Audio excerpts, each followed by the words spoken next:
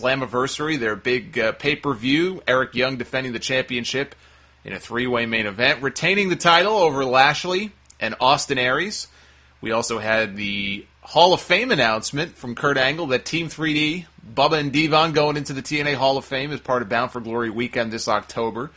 Well-deserved. They've certainly left the mark on TNA. They've been there for a number of years. In fact, I think they've been there longer now than they were ever in WWE. You can say the same thing about Kurt Angle. It's hard for me to really fathom that, but Kurt Angle has spent more time in TNA than he ever did in WWE. So they're certainly deserving. It makes no sense to do it now, given the storyline that's going on. You have Dixie Carter, the president of the company, who's feuding with this guy. This guy's trying to put her through a table, and all of a sudden they're honoring them by putting them in the Hall of Fame. That's kind of goofy to me. And it also is kind of goofy if you think about it. They've now announced 3 inductions for the Hall of Fame, right? The first one was Sting, then Kurt Angle, which they turned into a storyline, and now Team 3D. That's 4 people, technically. None of whom are TNA originals. I mean, I know why they wouldn't put in Jeff Jarrett now, obviously. Even AJ Styles makes sense that they wouldn't put him in right now. The timing doesn't exactly work. But there's a ton of other people. Whether you want to go for somebody like a Mike Tenay or a Don West or a Jeremy Borash or James Storm, Bobby Roode, Samoa Joe, any number of guys they could put in who were TNA originals, or if they weren't there from day one, people associate them with those early years of TNA, and they really made a career and a name for themselves in TNA. And it's just kind of funny to me that this is the 3rd Hall of Fame induction they've announced, and not one of these people are true TNA originals or homegrown talent. So that's kind of weird. But the best part of the Slammiversary show, I think, and by the way, Slammiversary was, by all accounts, a very good show. They had a lively crowd, not a completely packed crowd, but a lively crowd. And it was their first live televised show in weeks and weeks and weeks, because they had those awful tapings at the beginning of May where they taped about 5 weeks worth or 6 weeks worth of television that were easily some of the most horrendous TV tapings in the history of mankind. And so the bar was already set very low. It would have been very hard for them, I think, to come back in front of a hot crowd and have a bad show. And they had a very good show. And one of the highlights of that show that I did get to see was the VonErich segment. Now, what happened was they were in the Dallas market, and the VonErichs are still a big, big name down there in Dallas, of course, for many years. I mean, these guys were bigger than Elvis. They were bigger than anything down in Dallas. That whole VonErich family, was Fritz VonErich was the father, and he had all those sons and who, had tragic demises, and Kevin is the only one left. Mike VonErich, he died. They had Kerry VonErich and David VonErich, who probably would have gone on to be an NWA World Heavyweight Champion, and he died young too.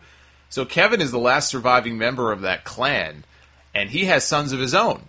And so what they decided to do, and whoever came up with this idea is very smart, they said, you know what, we're going to be in Dallas. Why don't we have a fun local attraction as part of the pay-per-view? Because people all over the world know the VonErich name, but we can use it locally to try to sell some more tickets. That's what TNA needs to do more of. They need to think of more ideas, outside-the-box ideas, whatever they have to do to get people to pay money to come see them. That's their biggest problem right now.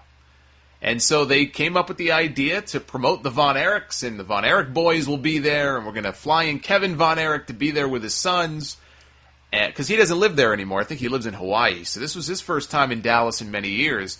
And apparently it worked. There were a number of tickets that moved quickly after they made the initial announcement. There were a lot of people there very excited to see the VonErichs. They got a great reaction. The sons were very, very green. You could tell that. They put them in there with the Bromans, or the new Bromans team, I should say, because Robbie E. is off filming a reality show, so now it's Jesse and Zema Ion. So they had a match, and surprisingly, Zema and Jesse took most of the match. They were on offense for a majority of the match. I figured it was building up to a VonErichs win, like a pinfall win or a win with the claw. It was a DQ, which was so stupid to me. Why you would have the VonErichs return to Dallas, perhaps for the last time, and you have them win by disqualification. They won because they got hit by a chair. That was stupid.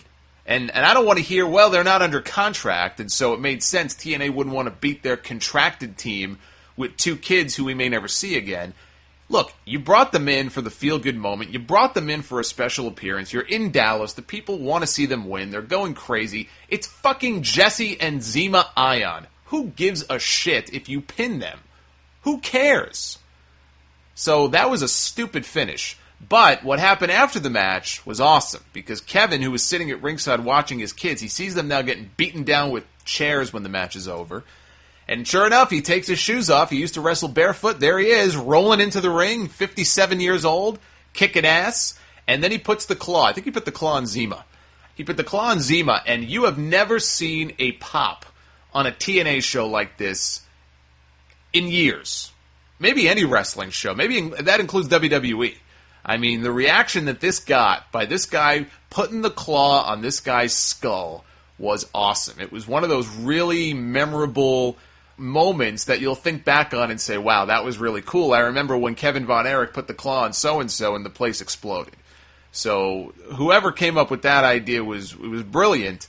I just thought the finish of the actual match was stupid. But the claw spot there at the end was awesome. It was a really special moment. It was really cool. It was Father's Day, so I can only imagine how Kevin VonErich must have felt to be out there with his kids and get that kind of reaction. So would they be able to carry the momentum from that show into their tapings this week in Pennsylvania? Well, we'll get to that in a second. But